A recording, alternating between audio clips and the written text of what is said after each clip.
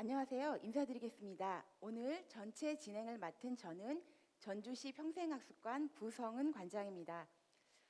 여러분, 저희가 2007년부터 강사학교를 계속 진행해 왔는데요. 항상 여러분들이 같이 모여서 같이 이렇게 강좌를 했었는데 오늘 처음으로 이렇게 온라인으로 만나뵙게 되었습니다.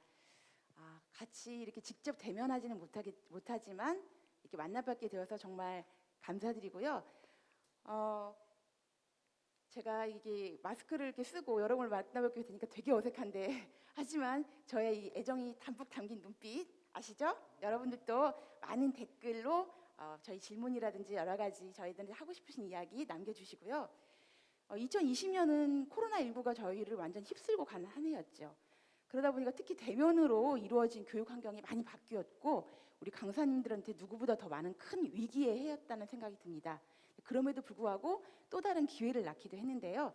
저희가 항상 트렌드 교육으로 강사님들의 어떤 소양과 전문 능력을 좀 향상을 시켜주기 위해서 노력을 많이 했는데 올해는 뉴 로멀 언택트 시대라고 하는 주제로 다른 이제 기회로 여러분들의 위기를 기회로 만들어드릴 강사님들을 모시고 저희가 영상으로 만나 뵙도록 하겠습니다.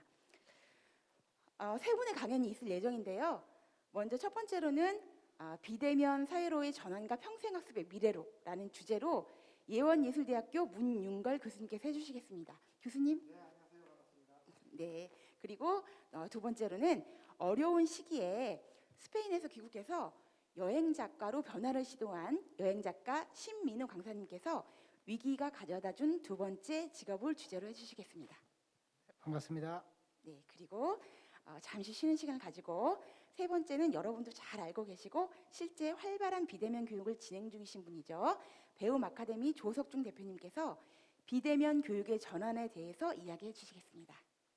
네, 반갑습니다. 네, 이렇게 세 분의 이야기를 들은 후에 저희가 함께 같이 이야기하는 시간을 가지기로 했는데요.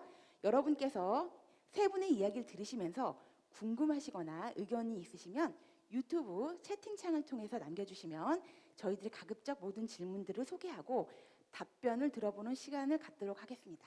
자, 그러면은 첫 번째 강의부터 시작하도록 하겠습니다. 네, 안녕하세요. 오늘 첫 번째 강의를 맡게 됐는데요. 예원예술대학교의 문윤걸 교수입니다. 오늘 제가 여러분께 드릴 강의 내용은 비대면 사회가 이제 우리 앞에 우리가 직접 지금 만나고 있잖아요. 자, 이런 비대면 사회에서 평생교육은 앞으로 어떤 이 발전 경로를 겪게 될까? 또 그 속에서 우리가 평생교육을 좀 더 활성화하기 위해서는 어떤 방식으로 대응하는 게 좋을까? 이런 부분에 관해서 한번 여러분과 함께 의견을 나눠보고 싶었습니다. 그래서 오늘 그걸 주제로 삼았고요. 저는 이런 일들을 지금 수행해 오고 있습니다. 그 중에 제가 몇 가지 이제 관심을 가지고 하는 일들이 있는데요. 그 중에 이제 가장 크게 관심을 가지고 있는 게 바로 앞으로 우리 사회가 어떻게 변화할 건가, 주로 이제 미래 트렌드라든지 우리 미래 사회를 한번 전망해 보고요. 그 속에서 우리가 어떻게 대응해 갈 것인지, 또 어떤 문제가 발생할 수 있고 또 어떤 기회가 생길 수 있는지 그런 부분들을 관심을 가지고 연구를 하고 있습니다. 자, 오늘 여러분과 함께 나눠볼 얘기는 크게 두 가지로 나눠봤어요. 하나는 과연 비대면 언택트 문화가 가져온 변화가 뭘까 한번 예상을 해보고요. 또 하나는 그럼 이제 이런 변화 속에서 평생교육, 평생학습이라고 하는 건 어떻게 변화하게 될 건가, 그리고 그 속에서 평생교육과 관련되신 많은 분들은 어떤 방법으로 이 상황에 대한 대응 방법 또는 대응 전략들을 수립하는 게 좋을지에 관한 제 의견을 여러분께 말씀드리려고 합니다. 그럼 먼저 첫 번째 질문입니다.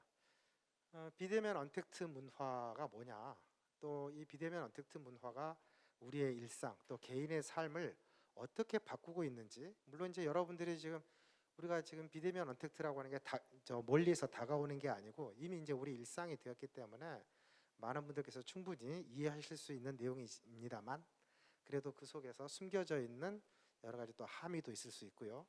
또 이 상황에서 이제 우리가 일상적으로 느끼고는 있지만 이걸 뭔가 이제 좀 정리해서 설명을 해볼 필요도 있을 것 같습니다. 그래서 그 내용을 간단하게 먼저 살펴보기로 하겠습니다. 자, 비대면 언택트 문화는 어떻게 생겨난 걸까요?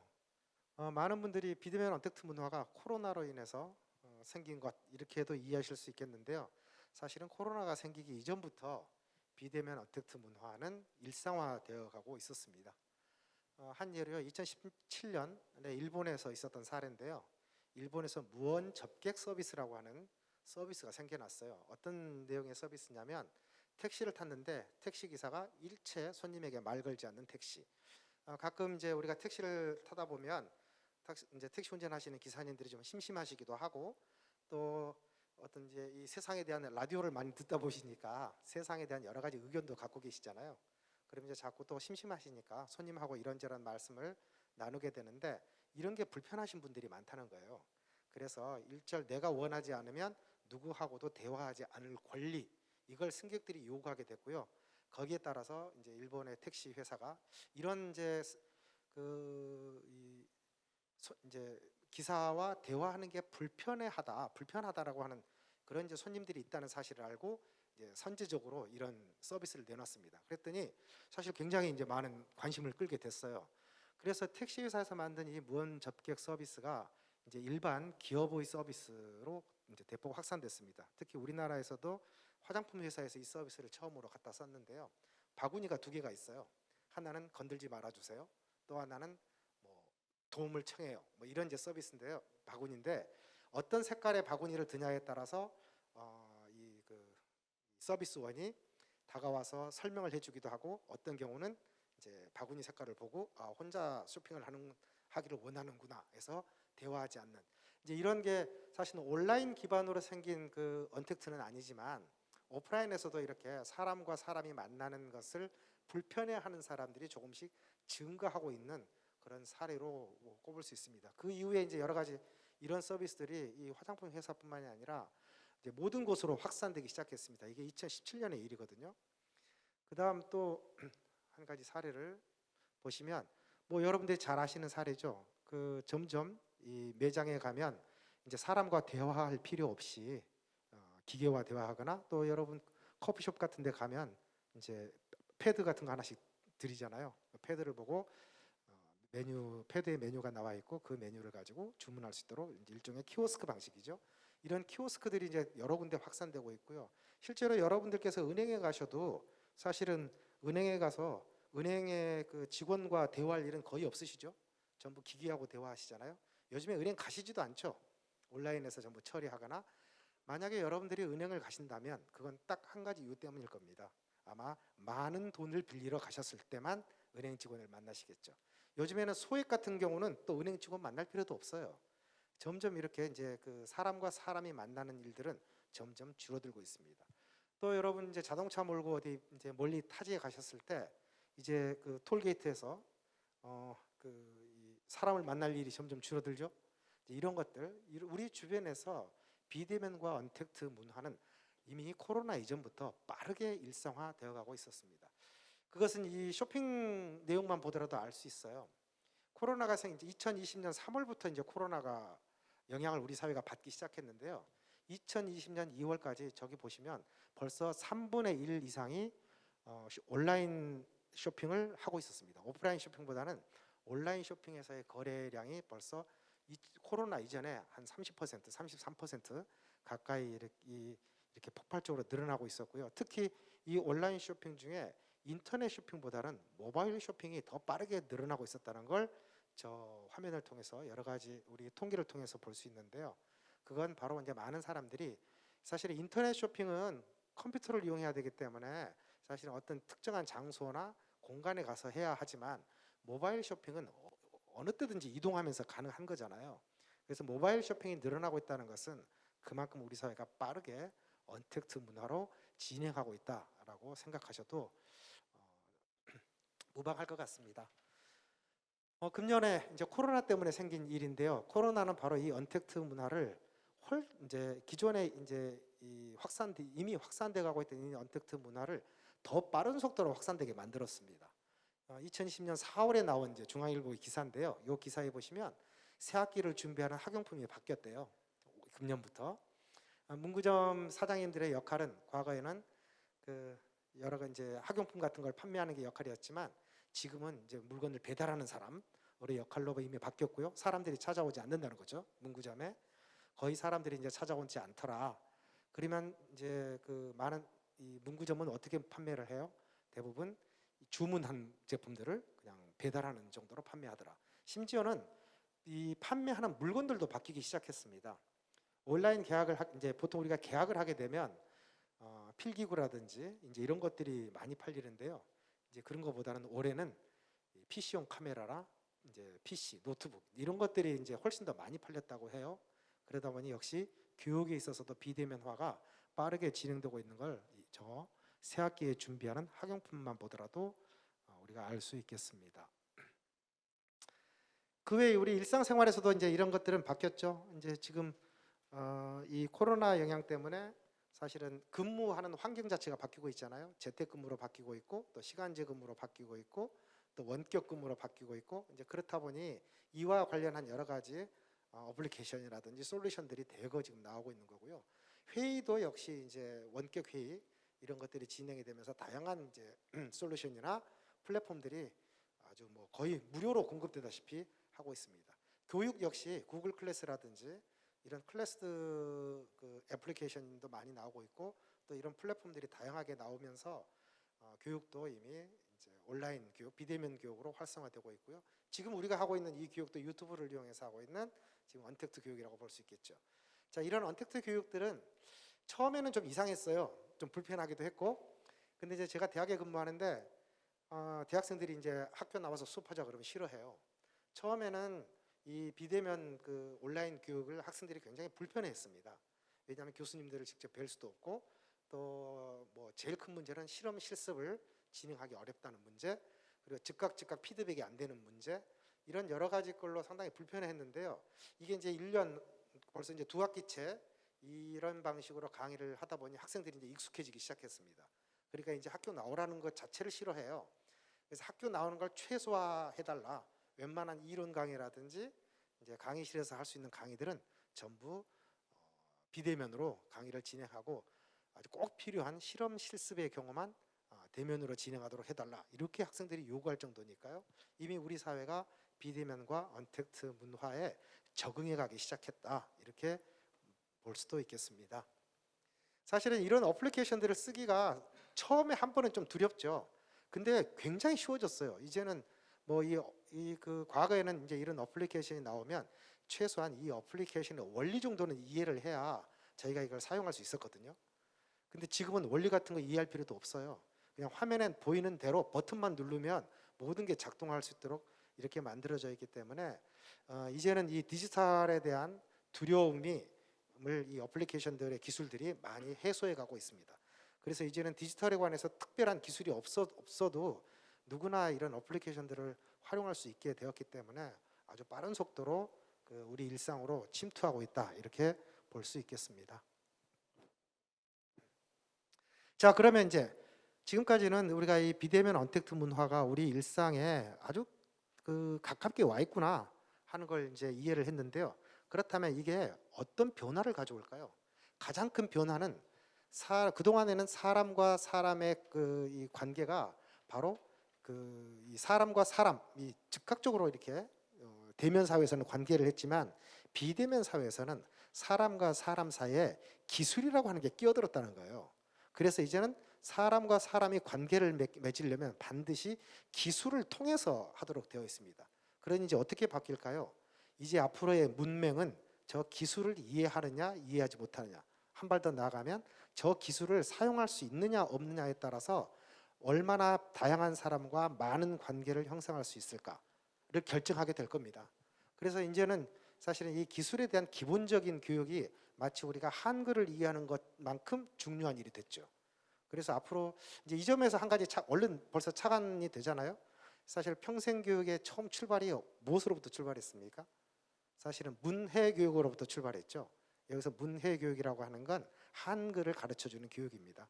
지금이야 우리가 이제 한글을 모르시는 분들이 거의 없지만 한 20년, 30년 전만 하더라도 우리 사회에서는 아직 한글을 모르시는 분들, 그러니까 초등, 중등 교육을 받지 못하신 분들이 꽤 많으셨어요. 그래서 그런 분들에게 뭔가 그런 문제들을 해결해 주는 게 평생교육의 첫 출발이었는데요.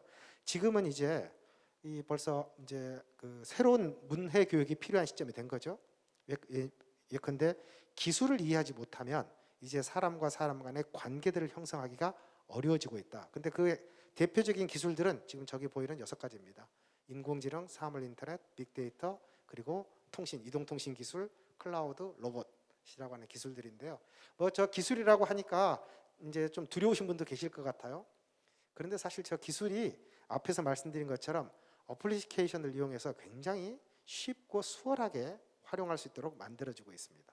앞으로 이제 우리가 겪게 되는 새로운 경험들은 모두 저 기술을 통해서 하게 될 가능성이 높다 하는 것이 첫 번째 제가 생각해 본 내용들이고요. 두 번째는 이런 기술들을 통해서 지금까지 우리가 가지고 있었던 경계나 구분들이 거의 사라질 것으로 보입니다. 그러니까 예컨대 여기서 경계나 구분이라고 하면 첫 번째는 지리적 경계나 구분들을 생각해 볼 수 있죠. 그러니까 지역적으로 뭐 멀리 떨어져 있으면 사실 가까워질 수 없잖아요. 근데 이제 이런 기술들이 있으면 뭐 세계 어느 곳에 있든지 무슨 상관이 있겠어요? 두 번째, 소통의 방식도요 굉장히 수월해진다는 겁니다. 그래서 비대면 소통이라고 하는 게 굉장히 수월한 방식으로 이제 이루어지고 이게 점점 더 우리에게는 친숙한 방식으로 이어지고 있기 때문에 그 비대면 소통이 우리에게는 아주 친숙한 삶의 방식으로 만들어지면 이제는 어떤 비대면으로도 얼마든지 의사결정이 가능해질 거다. 그래서 이 비대면으로 하는 의사결정이 가능해지는 사유가 되면 이제 모든 내용들이 좀 달라지겠죠. 지금까지는 사람과 사람의 얼굴을 봐야 믿을 수 있었는데요. 이제는 비대면 사회에서 우리 주변에 넘쳐나는 정보들만 잘 해석할 수 있다면 얼마든지 사람을 만나지 않고도 우리가 옳은 결정, 좋은 결정을 할 수 있다. 이렇게 된다면 우리는 이제 사람보다는 오히려 기술이라든지 시스템을 더 신뢰하게 되지 않겠어요?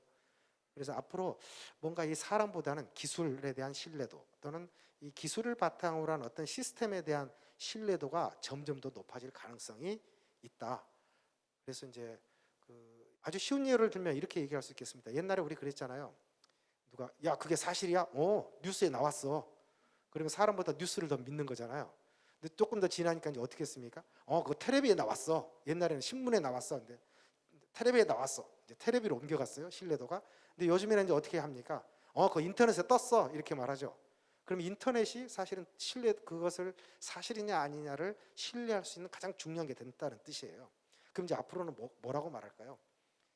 앞으로는 아마도 우리가 가지고 있는 뭐 빅데이터라든지 거기서 다 분석이 됐어. 뭐 우리가 믿는 뭐 로봇에서 그렇게 말했어. 이렇게 말할 수도 있을 겁니다. 제가 가끔 이제 바둑 TV 보는데요. 바둑도 해설할 때 AI를 자꾸 동원하더라고요. AI가 이런 수를 뒀습니다. 그럼 그 수가 제일 옳은 수인 것처럼. 그러니까 사람보다도 기술이나 기계를 더 신뢰하는 이런 사회로 진행할 가능성도 굉장히 높다. 이제 그래서 우리가 기술에 대한 이해도가 조금 더 필요해 보입니다. 자, 그 다음에 또 이 비대면 언택트 문화가 가져올 또 하나의 변화는요. 그런데 이게 사실은 비대면 언택트, 그러니까 서로 얼굴을 보지 않고 서로 만나지 말자 이런 건데요. 사실은 굉장히 자주 만나고 있어요. 어디서? 다만 오프라인이 아닌 곳에서 자주 만나고 있는 거죠. 그러니까 어떤 의미에서 언택트 문화는 온택트 문화라고 보는 게 더 타당하다. 그러니까 비대면 언택트라고 해서 영원히 서로 만나지 않는 게 아니라는 겁니다. 오히려 더 이 대면 사회에서보다 더 자주 만나고 있죠. 자, 예를 들어 볼까요?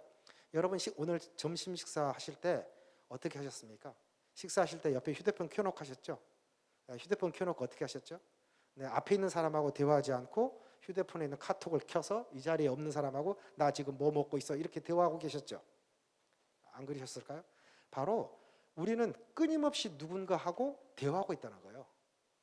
그러니까 비대면이라고 해서 사람을 만나지 않는 게 아닙니다. 오히려 오프라인보다도 더 자주 만나고 있죠. 어디서? 온라인상에서요. 그러니까 비대면 언택트 문화는 어떤 의미에서는 온택트 문화다. 이렇게 보시는 게 더 타당하다고 생각을 합니다. 자, 그러면 이제 이런 사회에서 평생 교육은 어떻게 될까요? 이제 뭐 이런 사회에서 그 어떤 변화들이 올까 영역별로 다 다르게 볼 수 있습니다. 예컨대 이제 오늘은 평생 교육을 주제로 보지만요. 이런 사회에서 예컨대 기업은 어떤 전략을 짜야 될 건가? 뭐 이런 사회에서 예컨대 정치인들은 어떤 전략을 짜야 되나? 이런 거 이제 전부 다 생각해 볼 수 있는 주제들인데요. 오늘은 주제가 평생 교육이니만큼 그럼 이런 사회에서 평생 교육은 어떻게 될까? 그리고 어떤 우리가 대응 전략이 필요할까? 생각해 보도록 하겠습니다. 제가 생각하고 있는 첫 번째 그 방향은 바로 이런 비대면 언택트 사회에서는 개인 맞춤형 시대가 될 거라고 예상을 해야 된다는 겁니다. 여기서 개인 맞춤형이란 어떤 거냐면 지금까지의 모든 그 생산과 소비 방식은요. 모든 사람들의 생각과 취향, 가치, 뭐 관점 이런 것들을 평균 내서 그 평균에 맞춰주는 거였어요. 교육도 마찬가지죠. 교육도 각각 가지고 있는 특성들에 따라서 어떤 교육을 시키는 게 아니라요. 그런 사람들이 가지고 있는 관심 또는 뭐 가치, 취향, 뭐 어떤 그 방향 이런 것들을 평균 내서 표준화시켜서 거기에다 맞춘 교육을 했습니다. 이런 교육을 우리가 대중교육이라고 하죠. 그런데 앞으로 사회는 바뀔 거라는 겁니다. 그런 대중교육들은요. 온라인 상에 있는 수만 가지의 그 지식 정보로 충분해요.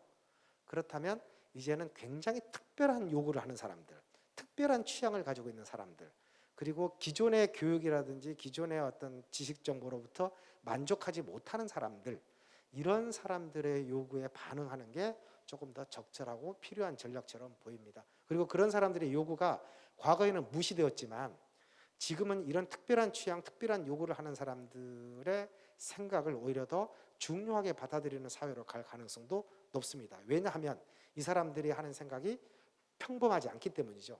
우리 사회는 평범한 것들은 이제 앞으로 다 기술이 할 거예요. 근데 평범하지 않은 생각을 누가 해내느냐? 그게 우리 사회에서는 창의성으로 받아들여질 가능성이 높은데요.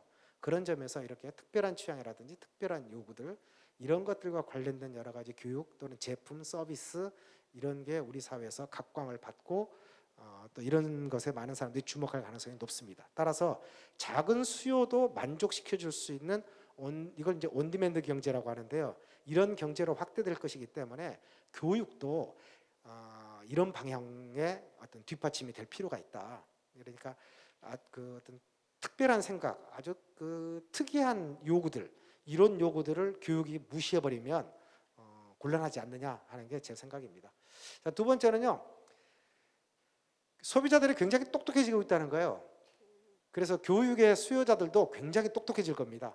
이제는 뭔가 그 속된 말로 무지해서 교육이 필요한 게 아니고요. 많은 것들을 알고 있지만 더 많은 것을 알고 싶어서 그리고 내가 알고 있는 것에 더 뭔가를 다른 것들을 붙여서 새로운 것을 찾아가기 위해서 교육을 받는 사람들이 많아진다는 거죠. 근데 지금까지 우리의 교육은 방향이 어떻게 되어 있었냐면요. 잘 모르는 사람들을 잘 알게 해준다는 방식이었어요. 근데 이제는 사람들이 다 똑똑해요. 그래서 많은 것들을 알고 있습니다. 그러니까 지금처럼 무지한 사람들을 깨우쳐주는 방식, 이걸 이제 계몽주의적 교육 방식이라고 하는데 이제 이런 교육 방식보다는 오히려 이제 이미 이제 많은 것들을 알고 있지만 이 사람들이 자기가 가지고 있는 것을 어떻게 적극적으로 활용해 갈 것이냐 하는 방향으로 이제 교육을 전 방향이 수립되는 게 더 타당하지 않을까 하는 생각을 해봅니다. 이제 소비자들은요 몰라서 뭔가를 교육을 받는 게 아니에요. 이미 전문적이고 잘 알고 있지만 자신이 가지고 있는 것을 더 적극적으로 활용하기 위해서 교육을 받는다.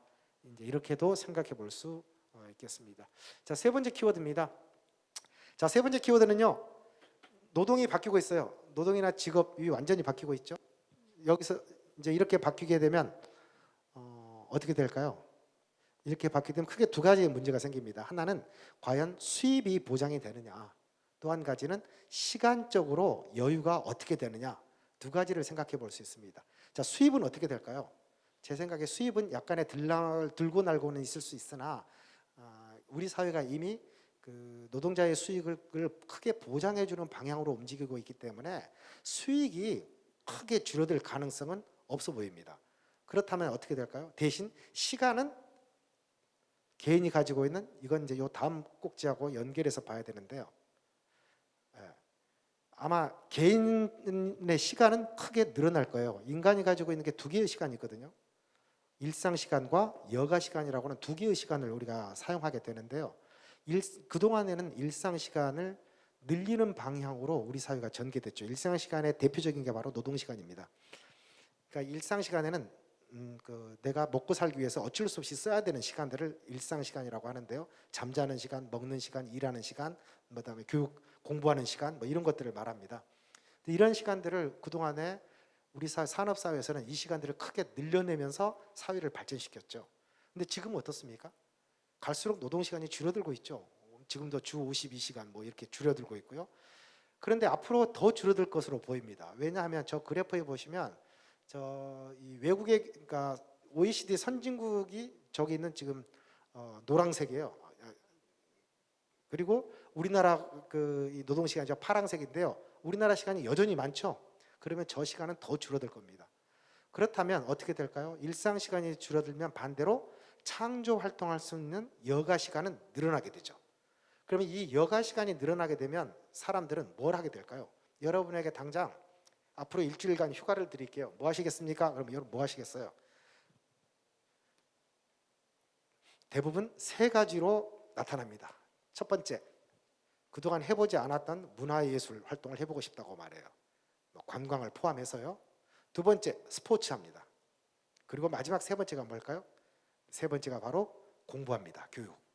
그러니까 창조 활동 시간이 증가하면 증가할수록 세 가지 부문의 인간 활동이 늘어나요. 첫 번째, 문화예술 관광 쪽이 늘어나고요. 두 번째, 스포츠.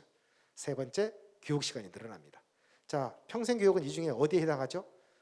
세 번째, 교육 부분에 해당하죠. 그래서 앞으로 평생교육은 이런 비대면 언택트 시대가 되면 될수록 오히려 평생학습과 관련한 또는 평생교육과 관련한 중요성이 굉장히 더 커질 거다. 저는 그렇게 예상을 합니다. 다만 지금 같은 방식의 교육이면 안 되겠죠. 제가 앞에서 설명했던 것처럼 그동안의 평생학습 교육이라고 하는 게 평범한 사람들을 위한 표준교육이었다면 이제 여기에 하나 더해서 특별한 사람들을 위한 특별한 교육도 필요하다는 거예요. 이런 방식으로 전개되는 게 바람직하지 않나 이렇게 생각을 해봅니다. 자, 그래서 이제 앞으로 많은 사람들이 주목하게 될 한 가지 영역인데요. 저는 이 원격 대학이 활성화될 수도 있다고 봅니다. 이 원격 대학이라고 하는 게 흔히 말하는 사이버 대학을 말해요. 사이버 대학, 이제 이 사이버 대학이 활성화되면 활성화될수록 이제 상대적으로 평생학습센터라든지 이제 이런 교육들은 위협을 받겠죠. 또 각 대학들도 위협을 받을 겁니다. 근데 앞으로 지금 같은 추세라고 하면 이 원격 대학이 활성화될 것은 불을 보듯 뻔해요. 그래서 이 원격 대학과 이 가지고 있는 장점들을 이 평생학습센터라든지 우리 일반 평생교육기관들이 이 원격 대학이 가지고 있는 어떤 장점들을 어떻게 수용할 것인지, 어떻게 받아들일 것인지 한번 고민을 해보셔야 되고요. 또 원격 대학들이 가지고 있는 불편함, 문제점, 단점들을 어떻게 평생학습 시스템에서 해소할 것인지를 동시에 고민해 보셔야 하겠습니다. 자, 두 번째는 시간과 공간의 제약 없이 자유롭게 이제 이 교육들을 받을 수 있고 할 수 있게 만들어 줘야 됩니다. 그러니까 이제는 오프라인 공간에서의 교육도 굉장히 중요하지만 온라인 공간에서 어떻게 평생학습의 개념들을 창조하고 그 안에서 어떻게 평생학습 패러다임을 만들 거냐 하는 것들을 고민하셔야 됩니다. 이건 이 코로나 상황에 국한된 얘기가 아니라요. 이제 앞으로 이건 이제 어쩔 수 없는 트렌드가 형성되어 있는 것이거든요. 그래서 이 온라인상에서 어떤 교육 환경을 창출할 건가 하는 게 평생교육의 전략의 가장 중요한 부분이 될 거다. 그러면 지금까지의 그 교육 과정, 교육 방법, 교육 목표 이런 부분도 좀 손을 봐야 될 것 같고요. 가장 큰 건 교육 콘텐츠죠. 교육 콘텐츠 부분에서 크게 이 변화가 필요하다 이렇게 생각을 해볼 수 있습니다. 자, 세 번째 이 또 대응해 주셔야 될 거는요. 이 온라인상에서 이제 교육이라고 들이 이루어지고 비대면 교육들이 이루어지는데 이 과정이 아주 편리해야 돼요. 우리가 온라인상에서 교육을 받는 이유 중에 하나가 사실은 편리함 때문이거든요. 특히 우리 사회의 요즘 큰 트렌드 중에 하나가 바로 편리미엄이라고 하는 겁니다. 사람들은 조금만 불편하면 이제 걷어치우죠. 그래서 지금 우리가 어떤 온라인상에서 교육을 하려면 사실 번거로워요. 절차가 뭐 가입해야 되고 뭐 깔아야 되고 뭐 해야 되고, 그러니까 그거 하다가 귀찮아서 안 해버리거든요. 근데 이런 것들을 전부 다 걷어내고요. 아주 그 오프라인에서 교육받을 때보다 훨씬 더 편리한 방식으로 뭔가를 시스템을 만들어주지 않으면 이 성공하기는 좀 어렵겠죠. 두 번째는 이 편리 위험 중에 하나가요, 바로 즐거움입니다. 조금 뭔가 이제 번거로우면 이게 즐거워야 돼요. 번거로운데 하나도 안 즐겁고 불편해. 그러면 진짜 걷어치우죠. 그러니까 아마 이 비대면 그 평생교육 전략 중에 하나, 편리하고 번거로움을 최소화하자. 동시에 아주 즐거워야 됩니다. 재밌어야 되죠. 그래서 앞으로는 교육에 엔터테인먼트가 결합될 가능성이 굉장히 높다. 특히 비대면 교육일수록 이 에듀테이너, 그러니까 교육도 하지만 엔터테인먼트로서의 자질도 가지고 있는 이런 사람들이 아주 스타로 떠오를 가능성이 굉장히 높다, 이렇게 볼 수 있겠습니다. 자, 마지막 이제 요게 네 번째, 요건 이제 앞에서 말씀드린 겁니다. 각 개인들의 특성이 굉장히 분화돼서 나타나기 때문에요. 이제 교육도 그 하나의 교육으로 여러 사람을 만족시키는 것은 이제 불가능할 겁니다. 그러니까 교육 콘텐츠도 소비자들의 또는 교육 수요자의 특성을 잘게 쪼개서 교육 콘텐츠도 아주 잘게 쪼개서 만드는 방식으로 하는 게 더 타당할 거다. 이렇게 생각을 해볼 수 있겠습니다. 자, 이제 변화가 지금 이 평생교육 쪽에서도 큰 변화가 지금 오고 있는 거죠. 사실은 이 변화 자체는 긍정이냐 부정이냐 이런 양가적 가치가 이 변화 자체에 존재해요. 근데 사실은 변화 자체가 어떤 가치를 가지고 있는 건 아니죠. 이 변화를 사람들이 어떻게 대응하느냐에 따라서 저 양가적 가치가 작동합니다. 어떤 사람들은 변화가 생겼는데도요, 여전히 과거의 방식으로 대응하려고 하면 어떻게 되겠습니까? 이미 변화가 생겼으면 이제 빠르게 새로운 방식을 찾아내야 됩니다. 근데 변화는 생겼는데 과거의 교육 콘텐츠를 그저 온라인으로 옮겨서 담기만 했어요. 그건 과거의 방식으로 대응하는 거죠. 이제 변화가 생겼으니까 어떻게 새로운 방식으로, 즉 교육 그 방법, 교육 수단, 교육 매체가 달라졌는데 교육 내용은 그대로 간다? 좀 이상하죠. 그래서 이런 부분에 대한 대응이 이 기관 자체에서도 이루어져야 되고요. 강사님들께서도 역시 마찬가지라고 저는 생각을 합니다. 이미 매체라 같은 것들이 다 달라졌어요. 또 교육을 전달할 수 있는 그 소통 수단도 달라졌고요. 근데 교육의 콘텐츠나 내용들이 과거의 것을 새로운 그릇에 담아서 전달한다고 하려고 하면 그게 성공하기에는 조금 어렵지 않나. 그렇다면 여러분들께서도 어떻게 새로운 방식의 어떤 그 시스템에 맞는 그런 교육 콘텐츠들을 개발할 거냐 하는 부분은 같이 고민을 해주셔야 하겠습니다. 자, 이상으로 제가 오늘 이제 시간 딱 30분에 맞추려고요, 좀 바삐 진행을 했습니다. 뭐 궁금하신 게 있으시면 이따 질의응답 시간에 말씀해 주시면 친절하게 답변해 드리도록 하겠습니다. 네, 고맙습니다. 네, 감사합니다.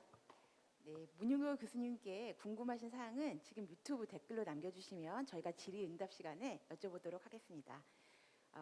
문윤호 교수님께서 비대면 언택트 시대의 변화, 그리고 우리 평생학습, 평생교육의 전략에 대해서 말씀해 주셨는데요. 이야기를 들으면서 한편으로는 여가 시간이 늘어나면서 평생교육에 대한 요구가 늘어난다고 하니까 반갑기도 한데, 한편으로는 또 편리하고 또 즐겁게 또 새로운 방식으로 그 컨텐츠를 만들어야 된다고 하니까 굉장히 많이 또 고민스러운 부분도 있네요.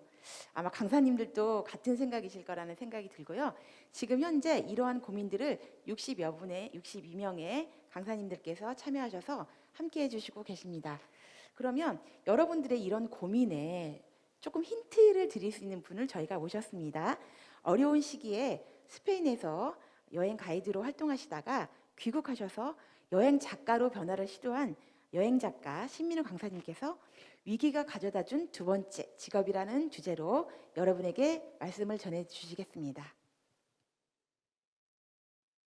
네, 안녕하십니까. 위기가 가져다준 두 번째 직업에 발표할 여행 작가 신민우입니다.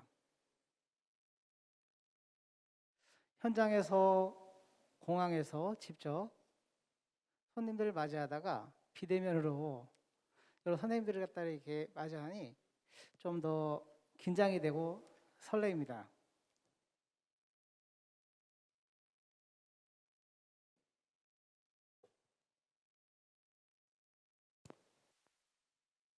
예, 지금은 코로나 때문에 많은 분들이 힘든 시기를 보내고 있습니다. 저 또한 코로나 때문에 지난 3월 14일을 마지막으로 유럽에서 여행 가이드 생활을 정리하게 되었습니다. 처음 코로나가 이렇게 발표가 되었을 때는 사스나 메르스 때처럼 짧으면 3개월, 길면 5개월이면 정리가 되겠지라고 이렇게 생각을 하게 되는데 이 시간이 좀 길어지게 되는 거거든요. 그러다가 일주일 후에 어떤 일이 벌어졌냐면 통행 금지령, 그리고 지역 봉쇄령, 또 여행지 간의 이동이 차단되다 보니까 사실은 좀 많이 걱정이 되었습니다. 이러다가 제가 이 일을 갖다가 계속 하지 못하면 어떻게 될 것인가 고민도 많이 했습니다. 아마 여기 여러 선생님들께서도 이 코로나 때문에 저와 비슷한 생각을 하지 않았을까 이런 생각을 하게 됩니다.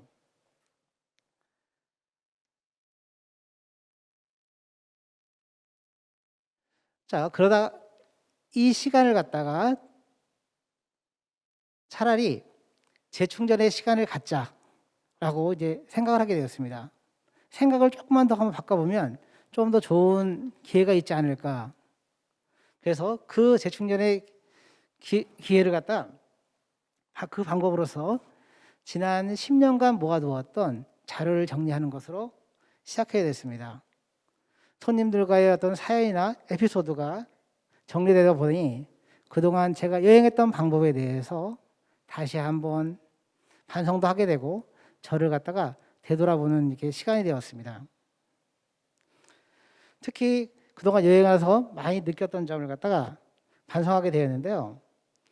그러면서 거기에 나왔던 손님들과의 사연이라든지 에피소드가 너무너무 좋은 것들이 저 혼자만 알고 있기가 너무 아까운 거예요. 그래서 이것을 갖다가 다른 방법으로 표현할 수 있는 방법이 없을까라고 하다가 그 사연을 책으로 발견하게 된 겁니다.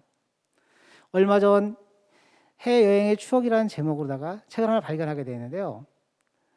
이 모습 속에서 저의 모습을 다시 한번 느껴보게 된 겁니다.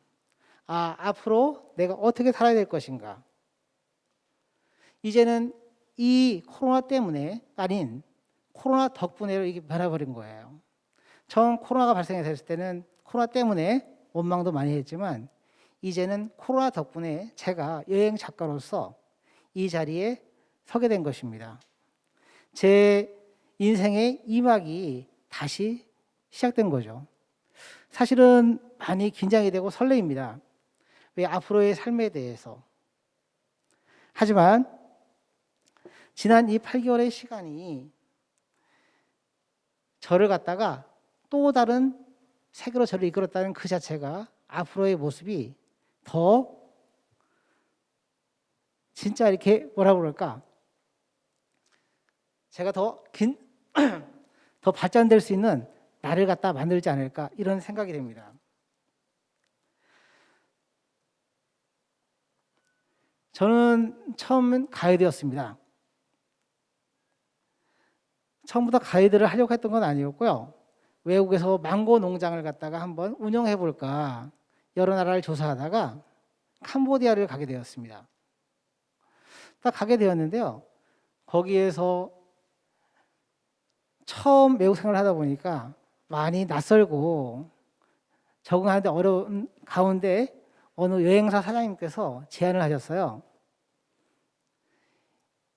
여행 가이드 처음부터 망고 농장을 하지 말고 여행 가이드를 하다 보면은 이곳저곳 다니다 보면은 사회적인 분위기나 그 생활상 또는 쉽게 그 가격 등 여러 가지를 다 알 수 있으니 차라리 여행 가이드를 하다가 어느 정도 시간이 지나고 적응이 되면 땅을 사서 망고 농장을 한번 해보십시오라고 제안을 하였습니다.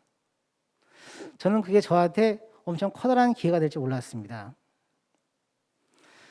그렇게 해서 시작된 가이드 생활이 벌써 10년이 훌쩍 넘게 되어 버렸습니다. 코로나 기간 동안 그 10년 동안 모았던 자료들을 갖다가 하나씩 하나씩 정리를 하는데 앞으로의 저의 삶에 대한 또 모습이 바뀌어 나가게 되었습니다.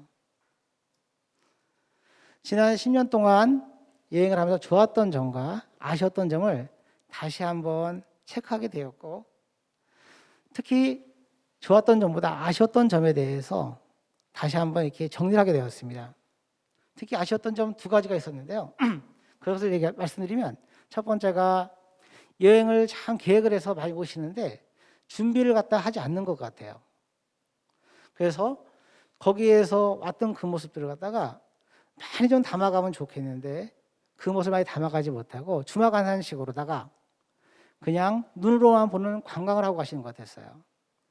거기에 실질적으로 담아져 있던 의미라든지 추억은 가져가지 못하시고, 그게 참 아쉬웠고, 두 번째는 손님들이 그 여행지에 오시면 참 담아갈 게 많거든요. 많이 있는데 그걸 갖다가 담아가지 못하시는 거예요. 그러면서 그걸 갖다가 어떻게 더 담아가게 할 수 있을까, 이런 것에 고민하게 되었습니다.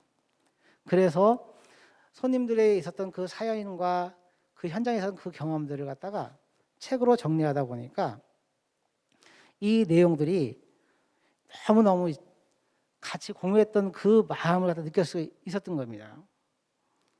앞에 쉽게 얘기해서 오렌지가 두 개가 있습니다. 하나는 맛있는 오렌지가 있고요. 또 하나는 어떤 오렌지가 있을까요? 보통 이렇게 질문을 드리게 되면은 다들 맛없는 오렌지 이렇게 말씀드리거든요. 대답을 하시거든요. 그런데 사실은 맛있는 오렌지가 있으면 그 다음 오렌지는 더 맛있는 오렌지가 있는 겁니다. 우리의 삶도 좋은 삶이 있고 더 좋은 삶이 있는 것처럼요. 가끔 이런 말을 합니다. 행복이란 단어는 불행이란 말이 있기 때문에 행복이라는 단어가 있다고. 그런데 앞으로는 불행이란 말을 빼버리고 행복이란 말 다음에 더 좋은 행복이 있다는 걸 갖다가 느끼면 좋을 것 같습니다. 여행도 마찬가지인 것 같아요. 좋은 여행이 있으면 나쁜 여행이 있는 게 아니라 더 좋은 여행이 있듯이. 그래서 제가 여행을 하면서 손님들에게 이제 항상 들려주는 말이 있습니다. 이곳에 여행을 온 이유는 여러분들이 돈을 내고 여행을 온 것이 아니라 여러분들이 믿고 있는 신이 여러분들을 갖다가 이 자리에 초대한 것입니다. 왜? 여행을 통해서 내 자신을 한번 되돌아보는 시간을 가지세요라는 그런 의미였다고 저는 생각이 됩니다. 그래서 이 모습이 앞으로 여러분들이 여행을 하실 때 또는 앞으로 살아가는 그 모습에서 많은 도움이 좀 가져가십시오라는 그런 의미였습니다. 자, 이런 여행이 앞으로는 코로나 때문에 코로나 이전의 여행처럼 여행하기는 힘드실 겁니다. 아마도 다른 여행의 상품이 많이 개발이 되겠죠. 하지만 그 여행 속에서도 지금처럼 여행을 하시게 되면 똑같은 결과가 나오지 않을까 싶습니다. 그래서 더 나은 여행을 하기 위해서 그에 맞는 방법을 하나 제시하자라고 했던 것이 바로 책을 쓰는 것이었습니다. 그동안 모았던 자료를 갖다 하나하나 정리하다 보니까 이 내용이 보고 즐기는 이런 여행에서 이제 진정한 의미를 담을 수 있는 여행, 이쪽으로 좀 가야 되지 않을까라는 생각이 들었습니다. 그래서 제가 하고 싶은 이야기는 온라인에서 준비를 하고 오프라인에서 한번 느끼자, 이런 모습으로 제가 더 하나씩을 갖다가 정리하게 됐던 거고요. 우리가 아는 만큼 보인다는 말이 있습니다. 근데 우리는 이걸 갖다가 아는 만큼 좀 많이 가져가지 않는다는 거예요. 또 아는 것만큼을 갖다가 보려고 하지 않습니다. 이 모습을 갖다가 조금 더 내가 진행을 하게 되면 가슴으로 느끼는 여행이 되지 않을까 싶습니다. 자, 앞으로 여행의 패턴은 많이 변할 겁니다.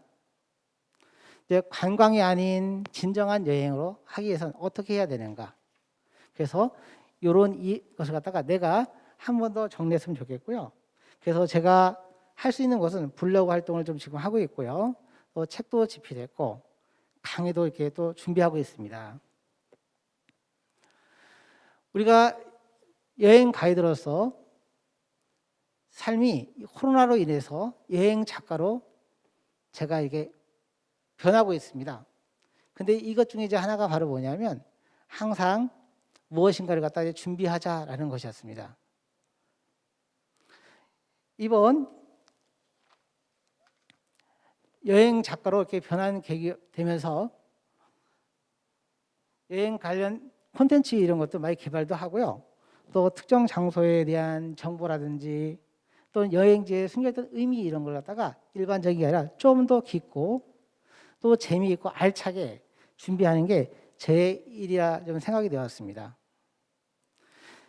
코로나로 인해서 지금 힘든 시기지만 여행에 대해서 그래도 이런 변화가 여행이라는 본질엔 변함이 없을 거라고 저는 생각이 됩니다. 제가 좋아하는 시 한 편을 갖다가 소개하면서 발표를 마치도록 하겠습니다. 나짐 히크메트의 진정한 여행이라는 시인데요. 가장 훌륭한 시는 아직 쓰이지 않았고 가장 아름다운 노래는 아직 불려지지 않았습니다. 최고의 날은 아직 살지 않은 날들이고 가장 넓은 바다는 아직 항해되지 않았고 가장 먼 여행은 아직 끝나지 않았다. 불멸의 춤은 아직 추워지지 않았으며 가장 빛나는 별은 아직 발견되지 않은 별. 무엇을 해야 할지 더 이상 알 수 없을 때 그때 비로소 진정한 무엇인가를 할 수 있다. 어느 길로 가야 할지 더 이상 알 수 없을 때 그때가 비로소 진정한 여행의 시작이다. 이 시처럼 우리가 조금 더 노력하시면 제2의 삶에 대해서 제2의 직업에 대해서 충분히 공감할 수 있다고 생각이 됩니다. 감사합니다. 네, 감사합니다. 네, 신민우 작가님께서 이제 캄보디아 망고 농장으로부터 시작을 해서 가이드 그리고 작가로 변화된 내용들에 대해서 말씀을 해주셨는데요. 또 이야기를 또 듣다 보니까 역시 평상시에 준비를 하셨던 그 메모를 기반으로 해서 글도 쓰시고 또 이런 책을 내신 부분이 다음에 이 코로나 시대가 어느 정도 종식이 되면 더 좋은 이제 여행 작가 강사 그리고 가이드로 발전할 수 있는 또 미끄럼이 될 거라는 생각이 듭니다. 역시 평상시에 준비가 굉장히 중요하다고 하는 걸 느낄 수 있었고요. 이제 유튜브 의견으로서 이재숙 선생님께서 위기를 기회로 승화시킨 신민우 작가님 박수를 보냅니다. 그리고 김정아 선생님께서 강사님을 보니 때문에가 덕분에로 바뀜을 느낍니다. 언제쯤 자유롭게 여행을 다닐 수 있을까요? 라고 하는 질문을 주셨습니다. 제가 생각하는 내년 하반기 정도가 되면 되지 않을까 이렇게 생각이 됩니다. 네. 네.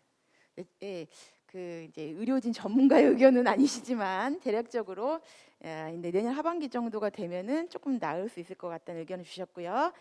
계속해서 온라인 강사학교 뉴로멀 언택트 시대 마지막 두 번째 주제 발표 평생학습 비대면 교육으로의 전환에 대해서 배움 아카데미 대표님이신 조석중 대표님께서 이야기를 해주시겠는데요. 이 이야기가 끝나면 유튜브로 해서 댓글을 중심으로 저희가 종합 토론을 할 시간을 갖도록 하겠습니다. 여러분께서 강의를 들으시면서 궁금한 점 유튜브 댓글로 꼭 남겨주시고요. 그러면 조석중 대표님께 마이크를 넘기도록 하겠습니다. 네, 반갑습니다, 강사님들. 조석중 강사입니다. 오늘 이 시간이 저에게도 우리 교수님의 강의를 들으면서 또한 신민우 작가님의 강의를 들으면서 큰 변화의 어떤 그 흐름들을 느낄 수 있는 시간이었고 또 저에게도 많이 배우는 그런 시간이 되고 있습니다. 오늘 제가 준비한 주제는 비대면 교육으로의 전환인데 제 강의 제목 중에서 이 전환이라고 하는 이 두 글자, 이 두 글자를 굉장히 올 한 해 굉장히 많이 저뿐만이 아니라 우리 강사님들도 많이 느끼셨던 한 해가 되었을 것 같습니다. 2020년도 올 한 해를 어떤 한 해였냐라고 이렇게 짧게 말할 수는 없지만 한번 돌이켜 보니까 초반부에는 굉장히 예상하지 못했었던 코로나로 인해서 굉장히 많은 일정들이 취소되고 또 하반기에는 비대면 교육으로 인해서 굉장히 교육의 컨텐츠가 변화가 되고, 그리고 다양한 지금까지 시도해보지 못했었던 다양한 일들을 했었던, 마치 올 한 해는 롤러코스터와 같은 그런 한 해였던 것 같습니다. 저는 처음에 리더십이라고 하는 주제로 강의를 시작을 했는데, 그 리더십에서 자주 나오고 있는 두 단어가 이 성장과 성과라고 하는 이러한 측면으로 이야기를 많이 하고, 그렇게 하다 보니 실제로 또 생산성에 대해서 굉장히 관심을 갖게 되었고, 또 생산성은 또 구체적인 것이죠. 성과를 내기 위해서는 어떤 것들을 좀 활용하고 어떻게 솔루션을 적용을 해야 되나, 이제 이런 측면으로 개인적으로 그리고 강의적으로 굉장히 관심을 갖고 이렇게 시간을 보냈었는데, 2020년 올해가 딱 오면서 저에게도 굉장히 큰 변화가 있었습니다. 큰 변화 중에 한 가지가 바로 오프라인에서 했었던 이러한 다양한 강의들을 온라인에서 하게 되었고, 또한 오프라인에서 했었던 다양한 콘텐츠들을 이제는 이 온라인에 맞게 전환을 했었던 그런 한 시기였던 것 같습니다. 그래서 이번 시간에는 저에게 있었던 이야기들, 그리고 우리 강사 입장으로서 우리 강사님들께서 이 시기에 어떤 것들을 좀 준비를 하면 좋을지를 같이 고민해보는 그런 시간을 한번 가져보도록 하겠습니다. 이미 많은 분들께서 변화가 올 것이다, 이렇게 바뀔 것이다, 그 중에 한 가지가 이제 교육 분야였었죠. 이 이야기가 올해만 처음 나왔었던 이야기는 아닙니다. 최근에 이 전주도 이 코로나가 갑자기 2단계로 격상이 되고 1.5단계부터 이렇게 격상이 될 때마다 막 가슴이 막 쿵쿵 이렇게 짓눌리고, 굉장히 좀 여러 가지 직감들이 좀 되는 것들이 좀 있었는데, 오늘도 굉장히 많은 취소들이 있었고, 이런 것들이 이제 변화가 아닌가 싶습니다. 그래서 저는 이 방송을 좀 들으시고 온라인에 참여하시는 분들께서 이제는 이 변화라고 하는 것이 남의 이야기가 아니라 몇 년 전부터 그리고 올 한 해 동안 계속해서 이렇게 바뀌고 변화가 되고 이렇게 많이 들어왔었던 이야기들을 이제는 내가 어떻게 나의 문제로 좀 접근해서 좀 구체적인 방법을 좀 찾고 그리고 같이 고민하는 시간들이 좀 되었으면 좋겠습니다.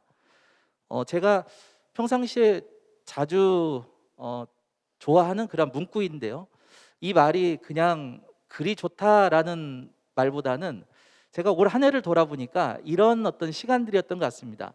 즉, 사람이 어떤 변화나 전환이 있다고 하더라도 생각 자체가 바뀌어지지 않으면 그러한 행동들이 그렇게 쉽게 바뀌어지지가 않습니다.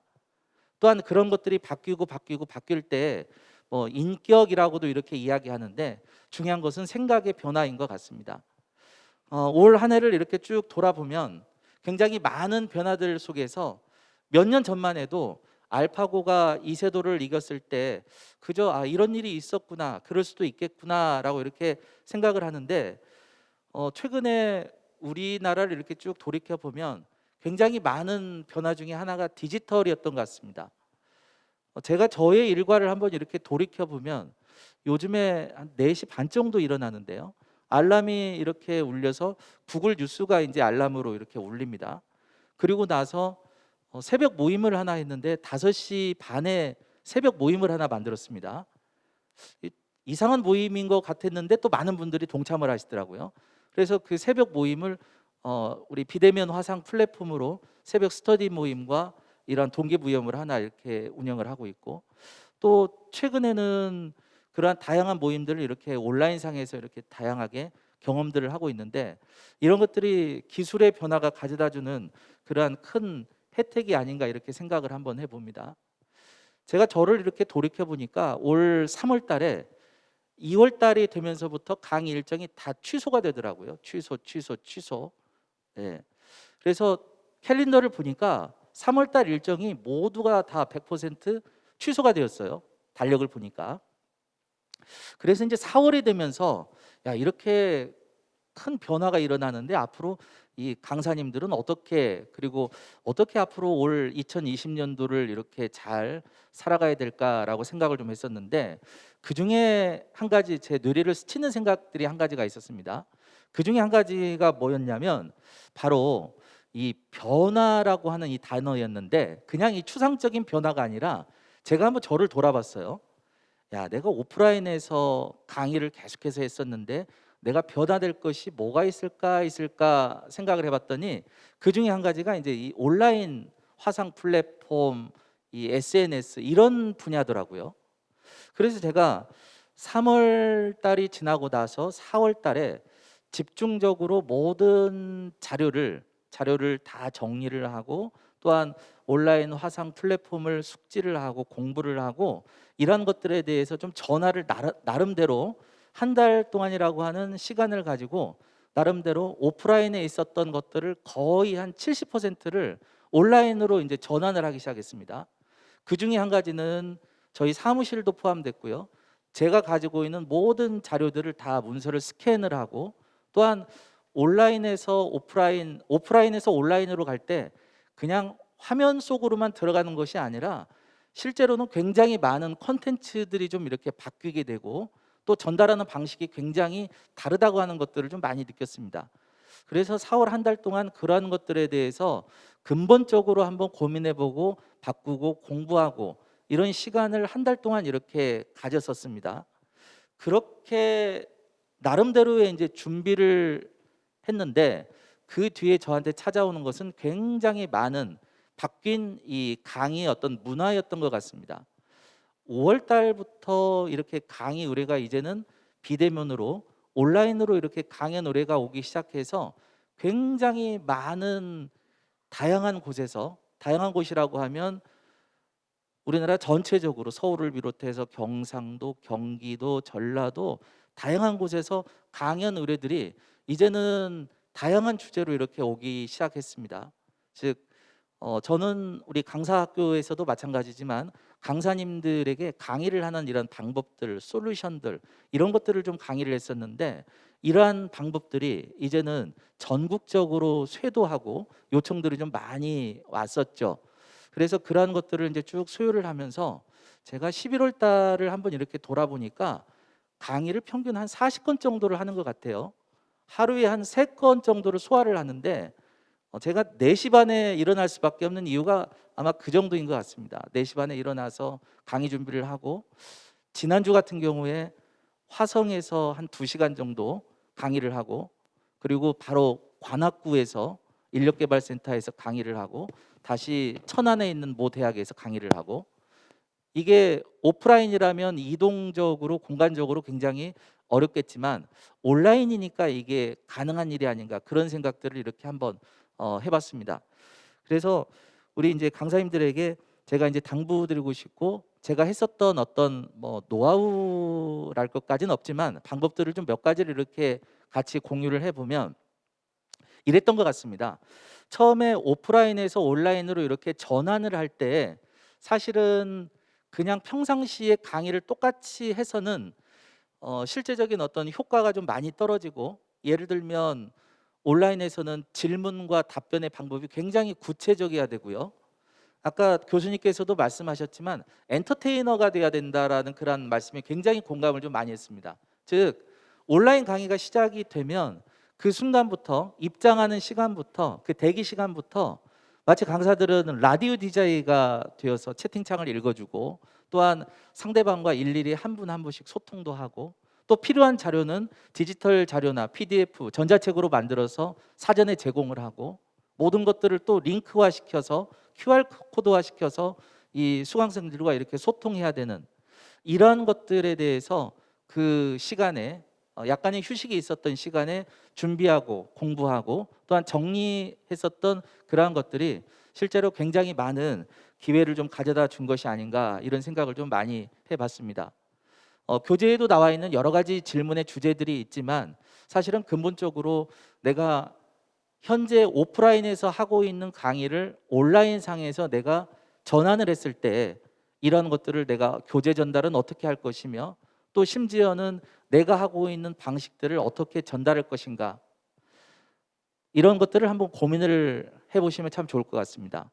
실제 예로 서울시에서 강사님들 교육을 줌을 활용해서 강사님 교육을 했는데 저도 교육을 하면서 상당히 놀랐습니다. 우리가 현재 하고 있는 거의 많은 대부분의 교육들이요, 음악, 미술, 체육을 비롯해서 공예, 네일아트, 요리, 뭐 만들기 이런 것들을 굉장히 많은 100%까지는 힘들겠지만 그래도 굉장히 많은 내용들을 이렇게 비대면으로 전환하는 모습들을 저는 많이 봤습니다. 그러면서 제가 느꼈었던 것은 뭐냐면 이제는 외부 환경의 탓이 아니라 콘텐츠를 잘 연구하고 개발하는 강사의 목도 참 많이 있겠구나라는 그런 생각들을 좀 많이 했습니다. 그래서 앞으로 우리가 지금 주어진 시간 동안에 저는 시간이 그렇게 많이 있다라고 생각하지 않습니다. 마치 제가 예전에 읽었던 어떤 우화가 생각이 나는데요. 아마존 어떤 밀림에서 평생 대대손손이 하루에서는 카누를 만들고 이렇게 물고기를 잡고 그리고 농업과 수렵을 했었던 어떤 종족이 있었답니다. 그래서 항상 자식이 태어나면 부모들은 그 자식에게 배를 만드는 기술을 알려주고 수렵이나 아니면 물고기를 잡는 이런 방법을 알려줬대요.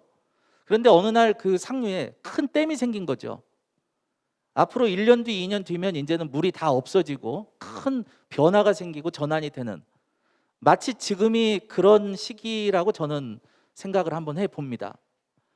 지금까지 미뤄두고 혹시 전환이 되지 않으셨던 분이 있다면 내일부터 시작되는 12월에는 함께 공부를 하고 뭔가 전환하고 변화해야 될 그런 시기가 아닌가 이런 생각을 한번 해봅니다. 비대면 교육은 지난 몇 달 동안에 이렇게 경험과 그리고 스터디를 통해서 정리를 한번 해봤는데요. 현재 있는 콘텐츠를 100%다 비대면화할 수는 없습니다. 즉 현재 하고 계시는 오프라인 교육과 약간의 비율을 좀 가지고 조정을 좀 하셨으면 좋겠습니다. 그리고 가장 중요한 거, 비대면 교육을 하려면 화상 플랫폼, 줌이나 아니면 웹엑스 이런 플랫폼들을 완벽하게 숙지를 하고 계셔야 됩니다. 완벽하게 숙지한다는 것은 뭐냐면 내가 그 사용법을 타인에게 강의할 수 있을 정도로 이런 방법들을 숙지를 하셔야 강의를 가지고 내 콘텐츠를 전달하시는데 무리가 좀 없을 것 같습니다. 또한 자료 전달에 있어서도 이제는 다 문서가 디지털화되고 또한 전달의 방식도 이메일을 뛰어넘어서 링크나 QR코드로 전달을 많이 하게 되어 있고 그것들이 또 참가자들에게 쉽게 전달하는 방식이 되고 있습니다. 그래서 그러한 것들을 또 공부하시고 또 내가 가진 자료들을 좀 더 쉽게 다양하게 정리도 하셔야 될 것 같습니다. 또한 2020년도에 우리 교육에 큰 변화가 있었죠. 학교에서도 이제는 아마 이번 주에도 우리 전주 전라북도 거의 대부분의 학교들이 수능 전주이기 때문에 온라인 클래스를 할 겁니다. 2020년도에 가장 큰 변화는 학교 교육에도 있었습니다. 모든 선생님들이 영상 편집자가 되고요. 모든 선생님들이 이제는 인강 스타가 다 되고 있는 현실이 2020년 11월 말의 현실인 것 같습니다. 그래서 이제는 강사님들께서 지속적으로 이런 것들에 대해서 같이 연구 개발하시고 올해 초 학교에서도 굉장히 많은 선생님들께서 연구 개발 모임을 하는 것들을 봤습니다. 즉 만나지 않더라도 이제는 온라인에서 이런 콘텐츠를 가지고 서로 고민을 털어놓고 연구 개발을 하는 이러한 스터디가 좀 더 활성화되고 또한 이 기간 동안에 우리가 꼭 하셔야 될 일이 아닌가 이렇게 제안을 한번 드려봅니다. 즉 현재 내가 가지고 있는 거의 대부분의 이 계획서 그리고 교환 이런 것들을 이제는 한번 우리 방금 전에 우리 신민호 작가님께서 이야기하신 내용 중에 저는 정리라고 하는 내용에 굉장히 인상이 깊었습니다. 정리하다 보면 아마 새로운 콘텐츠가 보이게 되고 또한 새로운 콘텐츠를 만드는 그 과정 속에서 더 나아지는 어떤 그 소재들 이런 것들이 좀 나오지 않을까 이런 생각을 한번 해봅니다. 디지털이라고 하는 것들이요. 그리고 이제는 교육의 주체가 우리 강사가 일방적으로 전달하는 게 아니라 이제는 이 시기에 많은 분들은 집에 있지만 그리고 재택에서 근무를 하지만 이분들이 이제는 부족에서 지식을 원하는 그런 시대가 아니라 이제는 끊임없이 생각을 합니다. 과거에도 이런 일이 좀 있었죠. 우리 13세기인가요? 우리 그 흑사병이 있었을 때, 그때 당시에 유럽에서 한 2,500만 명 정도가 죽었다고 하는데요. 그때 사람들은 그 끔찍한 절망 속에서도 끊임없이 생각하고 사고하고 그 뒤에 바로 나왔던 것이 바로 르네상스라고 하는 인류의 큰 문화적인 어떤 전환이었던 걸 저는 기억을 합니다. 아마 이 시기에 많은 분들은 이렇게 생각하고 고민하고 더 나은 것들에 대해서 추구하는 이러한 시간들을 분명하게 가질 것입니다. 그래서 강사님들께서도 이에 좀 부합하는, 그리고 이런 주제들을 끊임없이 같이 생각하면 참 좋겠습니다. 역사상 전 세계적으로 돈이 가장 많이 풀리고 있다고 하죠. 요즘에 투자를 해라, 부동산에 투자를 해라, 증권에 투자를 해라, 이런 신문들도 심심치 않게 봅니다. 그래서 저는 그런 말씀 드리고 싶습니다. 가장 투자해야 될 것은 지금 자기 자신입니다. 자기 자신에게 투자하셔야 됩니다.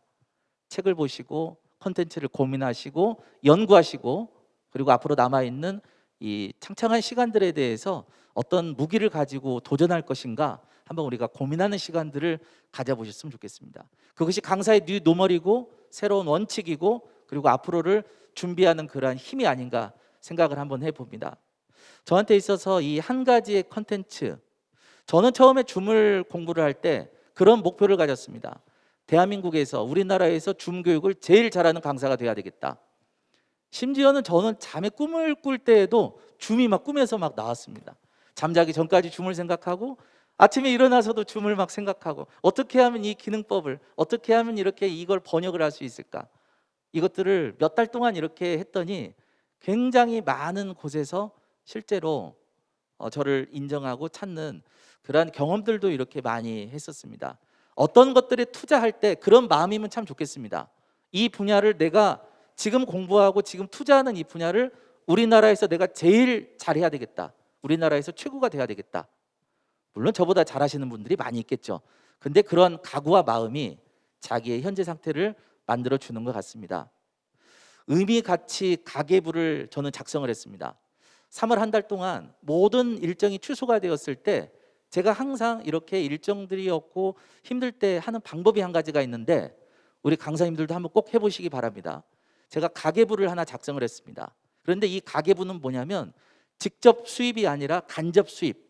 예를 들면 하루에 일찍 일어나면 저에게 수입의 가치는 5만 원, 하루에 책을 한 권 읽으면 10만 원, 하루에 만보를 걸으면 20만 원, 아무도 강의를 불러주는 곳이 없지만 강의 계획서를 쓰면 10만 원, 이렇게 해서 하루의 수입을 저는 늘려갔습니다.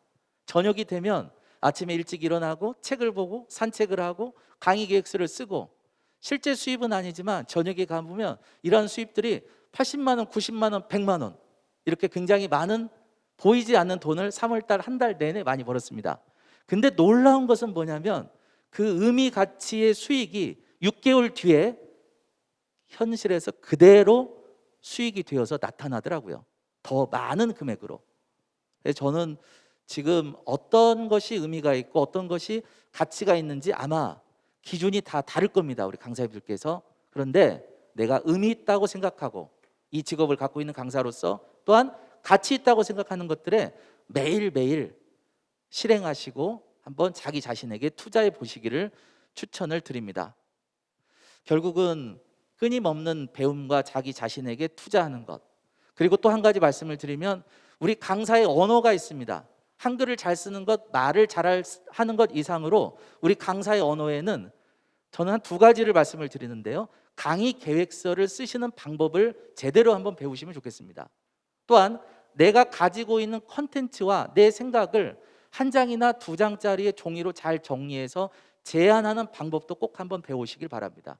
이것이 강사의 언어입니다. 이런 것들을 우리가 배우셔야 됩니다. 끊임없는 연습과 훈련이 필요하겠죠. 4차 산업혁명 시대에 가장 많이 나왔던 핵심 키워드가 세 가지가 있었는데 이 말씀으로 좀 이야기를 마무리하고자 합니다. 창의와 협업과 소통이라고 하는 이 단어입니다. 즉 우리는 매일같이 새로운 일을 기획해야 됩니다. 어떻게 해요? 그렇게 하기 위해서는 우리는 끊임없이 무엇인가를 읽어야 되고 무엇인가를 배워야 되고, 즉 평생학습의 주체가 또 강사가 되어야 됩니다. 또한 두 번째는 협업입니다. 혼자서 일을 할 수 있는 한계가 정해져 있습니다. 우리 옆에 계신 강사님들과 또한 다양한 전문가들과 이제는 같이 일을 협업하셔야 되고, 같이 또한 끊임없이 커뮤니케이션, 소통을 하셔야 됩니다. 다양하게 일하는 것들을 창의적으로 일할 수 있고 협업으로 성장할 수 있고 끊임없이 소통할 수 있는 그러한 도구들이 이미 우리 온라인상에는 굉장히 많이 구축이 되어 있고, 실제 우리 전라북도 전주에서도 전국과 그리고 전 세계와 같이 소통할 수 있는 이러한 채널들이 있습니다. 잘 활용하시고 이 시기에, 그리고 내일부터 시작되는 2020년 마지막 남은 한 달 동안 정말로 진지하게 내가 이 한 달 동안 어떤 것들을 할 것인가, 내가 내 이 업을 위해서 정말로 한 달 동안 내가 투자하고 그리고 행동할 것은 무엇인가, 이렇게 고민하고, 또한 고민만 하지 마시고 계획하셔서 실행하시면 아마 2021년도 우리 여러분들에게 정말로 의미 있는 한 해, 그리고 가치 있는 한 해가 될 것이라고 저는 생각합니다. 강사님들 힘내십시오. 화이팅! 네, 감사합니다. 본인의 사례와 더불어서 강사님들에게 정말 힘이 될 수 있는 이야기를 전해주신 조석중 대표님께 다시 한번 감사를 드립니다. 특히나 이제 주식보다 자기 자신에게 투자하라, 그리고 의미가치 가계부를 써라, 이런 내용들이 많은 분들에게도 큰 울림을 주신 것 같습니다. 두 분의 이제 세 분의 강의를 쭉 들었는데요. 이제 앞서서 신민우 강사님하고 조석중 대표님하고 이 사례를 좀 이야기를 듣다 보니까 두 분의 공통점을 제가 발견을 했습니다. 첫 번째는 이렇게 코로나 시기에 가만히 쉬시지 않고 지나온 모든 삶을 다 정리하셨다는 거, 그래서 그 속에서 자기의 콘텐츠를 개발하셨다는 거. 두 번째는 그렇게 정리했을 때 준비된 무언가가 있었다는 것. 그러니까 신민우 강사님은 계속 가이드를 하시면서 메모했던 그 메모를 토대로 책을 이렇게 또 쓰셨고요. 또 조석중 대표님도 그동안 이렇게 디지털화 하셨던 어떤 그런 교육 자료를 중심으로 해서 줌 교육에 준비를 하실 수 있었고요. 그리고 세 번째로는 어떤 기회가 왔을 때 바로 전환을 하신 그 점이 공통점이었고, 네 번째로는 거기에 머물지 않고 계속 업그레이드하고 있다는 그 점이 두 분의 굉장히 공통점인 것 같고, 또 저희들이 본받아야 할 자세가 아닌가 싶습니다. 그럼 여기에서 저희 그 60초 광고 대신에 30초만 광고를 하도록 하겠습니다. 강사님들 지금 저희 오늘 강사학교 온라인으로 진행되고 있는데요. 내일 또 2시부터 5시까지 전주시 평생학습 활성화 포럼이 저희 전주시 평생학습관 유튜브로 또 생중계가 됩니다. 주제는 평생학습 세 판짝인데요. 최동민 교수님, 그리고 고영상 센터장님, 또 홍기빈 연구소장님, 그리고 최지혜 서울대 소비 트렌드 분석센터 연구위원, 이렇게 네 분께서 강연 및 주제 발표를 해주실 거고요. 또 종합토론도 여러분들이 준비가 되어 있습니다. 내일 유튜브로 또 생방송으로 중계가 되는데요. 다소 조금 시간은 길겠지만 처음부터 끝까지 참석하시는 분들에게는 소정의 선물도 준비되어 있습니다. 내일도 꼭 다시 만나 뵙기를 바라고요. 이제 여러분들께서 주신 소중한 의견들, 이야기를 말씀을 좀 나누도록 하겠습니다. 김삼덕 선생님께서 저도 내일 강의가 취소 문자 받았어요. 코로나를 실감납니다. 그리고 또 은혜와 감순 선생님께서 여러 가지로 많은 생각을 하게 만드는 시간입니다. 김정원 선생님께서 외부의 탓이 아니고 콘텐츠가 중요하다라고 하는 걸 느낍니다. 신유림 선생님께서 유비무한, 이제는 적극적으로 온라인 강의를 준비해야 할 시기인 듯합니다. 또 오정희 선생님께서 현재의 콘텐츠를 어떻게 온라인에 전환시킬 것인가 정말 공감이 가는 요즘이 제가 하고 있는 고민입니다. 그리고 이재숙 선생님께서 전달 방법의 디지털화에 대해서 고민을 갖게 합니다 라고 의견을 주셨습니다. 그럼 여기에서 질문 드리도록 하겠습니다.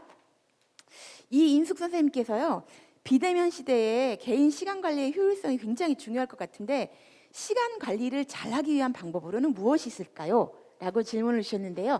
어느 분께서 시간 관리에 대해서 좀 답변을 해주시겠습니까? 예, 조석중 대표님 추천 들어왔습니다. 네. 네, 그 문자에 답이 있다고 생각을 합니다. 시간 관리, 매니지먼트라는 말이 이렇게 붙는데, 즉 관리한다는 말은 즉흥적으로 그때그때 하는 것이 아니라 미리 준비한다는 것이죠. 그런데 막연하게 준비한다는 것이 아니라 이 목표와 계획을 말씀드리고 싶어요. 예를 들면 강의를 준비한다. 이거는 목표가 될 수 있지만 이것이 계획으로 나오려면 언제까지는 기획을 하고, 언제까지는 자료를 만들고, 언제까지는 계획서를 만들고 교환을 만들듯이 이렇게 목표를 좀 세부적으로 좀 쪼개는 것이 굉장히 참 중요할 것 같고, 이건 제 말이 아니라 피터 드러커 박사께서 그런 얘기했는데, 마치 시간도 돈을 사용하는 가계부처럼 내가 쓰고 있는 시간들을 한번 기록을 해봐라는 말씀을 한번 드려보고 싶습니다. 저도 이렇게 해보면 정말로 하루가 어떻게 지났는지, 일주일이 지났는지 이게 잘 모를 정도로 한 달이 지나고 벌써 11개월이 이렇게 지나버린 것 같아요. 그런데 시간을 잘 관리한 분들은 아마 그 시간을 어떻게 보냈는지 썼는지 그런 기록들이 좀 있을 것 같습니다. 그래서 미리 한번 사용 시간을 한번 적어보고 잘 계획하고 그리고 방향성도 찾아보는 방법이 좋겠다는 말씀을 한번 드려봅니다. 네, 시간의 가계부 중요한 말씀이신 것 같고요. 또 이제 양경란 선생님께서 그 위기가 또 다른 기회가 될 수 있다는 생각도 드는데요. 근데 그러기 위해서 우리가 좀 알아야 될 것은 무엇일까요? 라고 질문을 하셨고요. 또 이제 김정화님께서 많은 것들이 빠르게 달라지고 없어지고 또 새로 나타나기도 하는데 무엇을 준비해야 할지 모르겠습니다. 어떻게 준비해야 할까요? 좀 이렇게 막연하다. 이런 질문 주셨는데 교수님 당첨되셨습니다. 예, 그 사정이 변했다는 건 문제가 달라졌다는 뜻이라고 봅니다. 우리가 하고 있는 그 교육의 가장 큰 목표 중에 하나가 각자가 어떤 어려움과 문제에 닥쳤을 때 그 어려움과 문제를 현명하게 해결할 수 있는 방안, 그게 교육의 중요한 목표 중에 하나잖아요. 근데 지금 문제가 달라졌어요. 그러니까 이전의 사회에서 우리가 겪었던 문제들과 지금 비대면 사회로 전환되고 있고, 특히 이제 코로나19로 인해서 여러 가지 상황들이 생기면서 사실은 그 이전에 겪었던 문제하고는 전혀 다른 새로운 문제들이 지금 우리 앞에 나타나 있는 겁니다. 그러면 이걸 해결하려면 어떻게 해야 할까요? 기존에 우리가 문제를 해결했던 방식만으로 이게 해결이 다 되고 있다면 사실 지금 우리가 이렇게 어려움을 겪고 있지는 않겠죠. 문제는 기존에 우리가 해왔던 방식으로는 이 문제를 해결할 수 없어서 지금 그 혼란한 상황에 놓여 있는데요. 바로 이런 부분들이 교육이 담당해야 될 역할 중에 하나라고 봅니다. 그 중에 하나가 이제 바로 앞에서 말씀드린 것처럼 시간의 문제죠. 이제 그 교육이 우리가 이 평생학습에 관련되신 분들이 어떻게 우리 사회가 가지고 있는 구조적인 문제나 정치의 문제, 경제 문제 이런 걸 해결하실 수 전부 다 떠맡아서 해결하실 수 있겠어요. 그렇다면 현재 우리가 가지고 있는 문제들 중에 평생학습과 관련돼서 일을 하고 계신 분들이 해결할 만한 건 뭐가 있을까? 그거를 적극적으로 찾아보시는 게 가장 중요한 일인 것 같고요. 저는 그 중에 하나가 바로 시간의 문제라고 생각합니다. 앞에서 제가 지금 그 4차 산업혁명 이후로 특히 이제 현대사회로 가면서 시간이 굉장히 많아졌어요. 개인들에게. 특히 수명이 길어지면서 더더욱 그랬고요. 60대 퇴직해서 100세 시대니까요. 시간이 얼마나 많아졌습니까? 이렇게 사람들이 시간이 많아지다 보면 이 시간을 어떻게 의미 있게 보내느냐 하는 문제가 굉장히 중요해질 거고, 그 과정에서 문화예술과 스포츠와 교육이 아주 중요한 역할을 담당해야 할 거다라고 하는 게 제 생각이고요. 그리고 그 상황에서 교육이 과거의 방식과는 다른 방식으로의 교육이 필요하다. 이를테면 앞에서는 그동안에 우리가 교육이 어떤 세상을 사는 기술, 지식, 정보 이런 것들을 전달해 주는 게 교육의 하나의 그 방향이었다면, 지금은 그거보다 훨씬 더 중요한 게 사람들이 그런 교육을 받는 그 경험을 통해서 어떤 만족감과 어떤 기쁨, 어떻게 삶의 질이 높아지고 있다는 것을 스스로 체험하고 경험하고 있는지, 이런 것들이 중요해 보이거든요. 그래서 이제 이 두 개를 코로나19 시대에 어떻게 교육이 주는 만족감을 높일 수 있을까? 이제 이런 방향으로 좀 생각을 해보시면 뭔가 여러분들이 어떤 하나의 기회를 발견하실 수 있지 않을까, 이렇게 생각이 듭니다. 네, 혹시 두 분 강사님 혹시 덧붙이고 싶으신 말씀 있으신가요? 시간 관리 뿐만 아니라 네, 없으시면 또 이제 질문이 하나 들어왔는데요.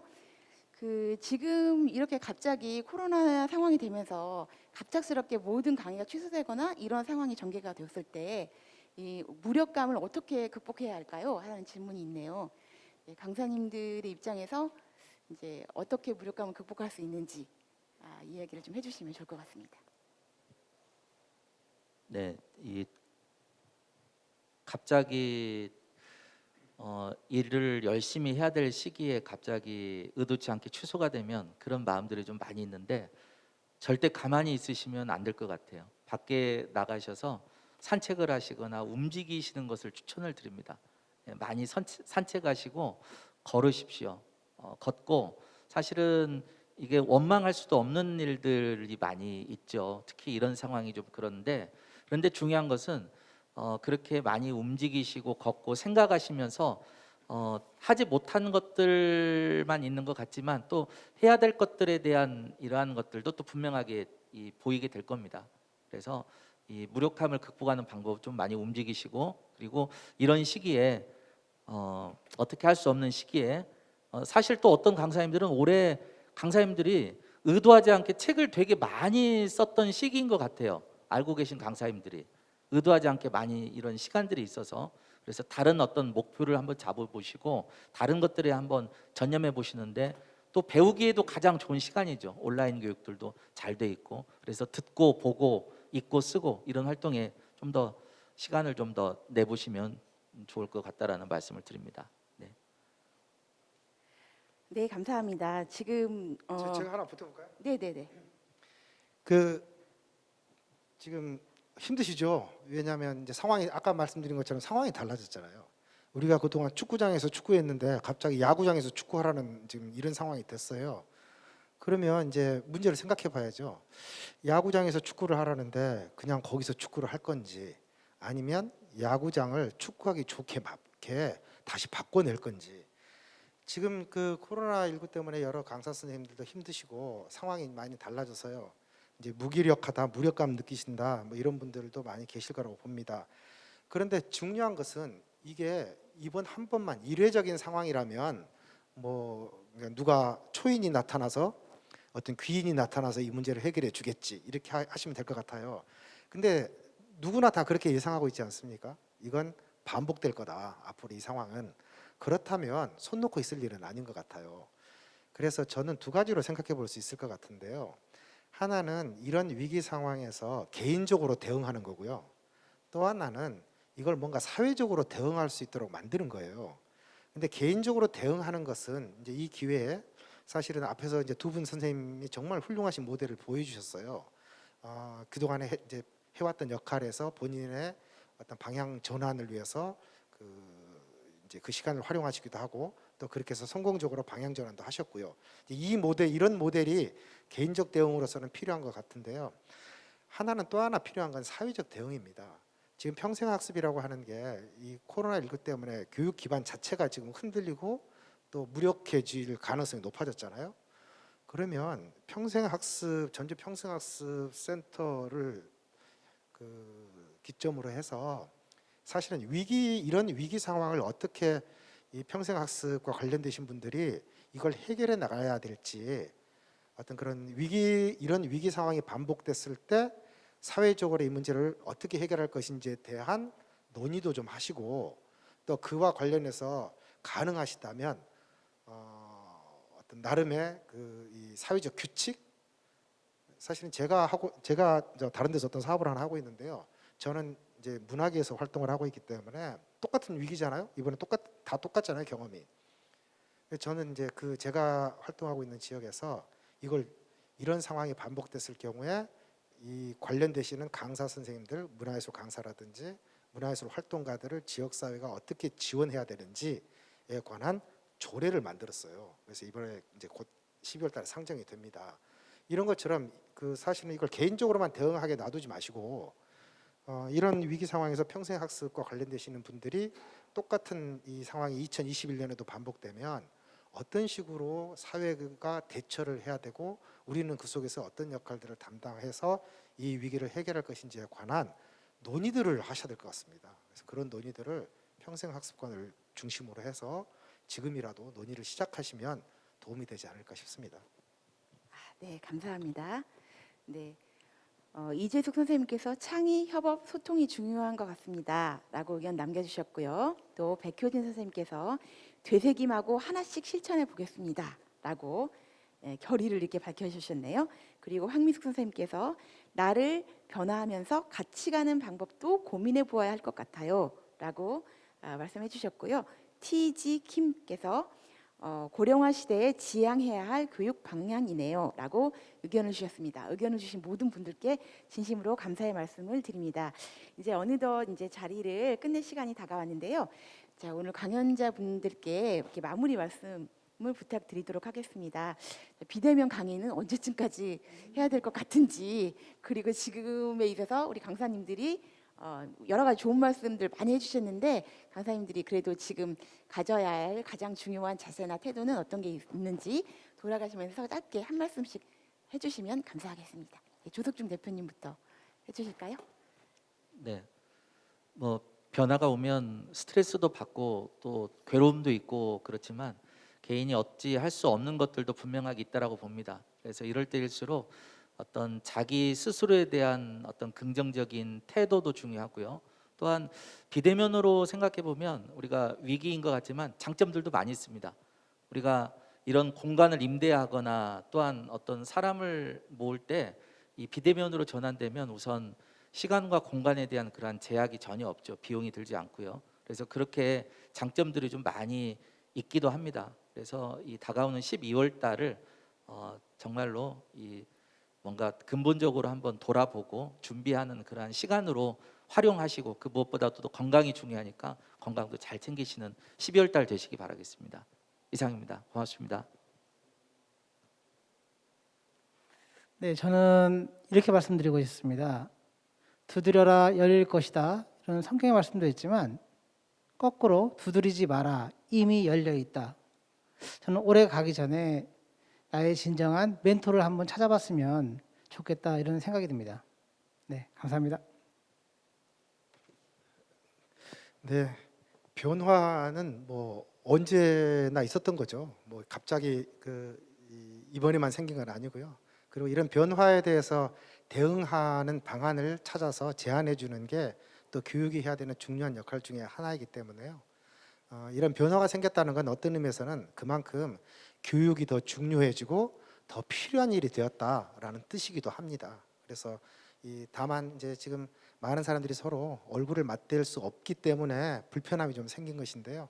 그만큼 이제 교육과 관련해서는 좋은 그 어떤 환경, 교육을 이렇게 종사하시는 분들에게는 굉장히 좋은 환경이고 그들의 역할이 굉장히 사회적으로 필요한 그런 상황이기 때문에 여러 선생님들께서 더 자신감을 가지시고요. 또 여러 선생님들께서 지금 우리 사회에서 얼마나 중요한 일을 하고 계시는지에 관한 자부심도 좀 가지시고요. 다만 이제 이런 그 자신이 가지고 있는 어떤 탤런트를 어떤 방법으로 이 교육 수요자들에게 잘 전달할 거냐 하는 부분에 관해서 조금 더 그 현대적인 연구가 좀 필요한 상황이 아니냐 이런 생각이 듭니다. 그래서 힘내시고요.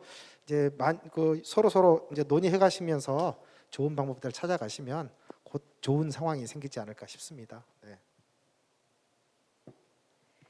네, 올해 코로나 19가 유행을 하면서 가장 많이 회자되었던 이야기 중에 하나가 유발 하라리의 말이었던 것 같습니다. 폭풍이 지나가고 인류는 살아남을 것이고 우리는 대부분 여전히 살아있겠지만 우리는 이전과는 다른 세계에서 살게 될 것이다. 근데 문제는 이런 다른 세계에 저희가 얼마나 잘 적응하고 그리고 또 전환시킬 수 있느냐가 저희의 핵심 문제인 것 같습니다. 저희 평생학습관 같은 경우에도 작년까지 거의 유튜브를 이용을 하지 않았거든요. 그런데 올해 들어서 지금 유튜브 영상만 저희가 한 30여 개가 지금 올라와 있습니다.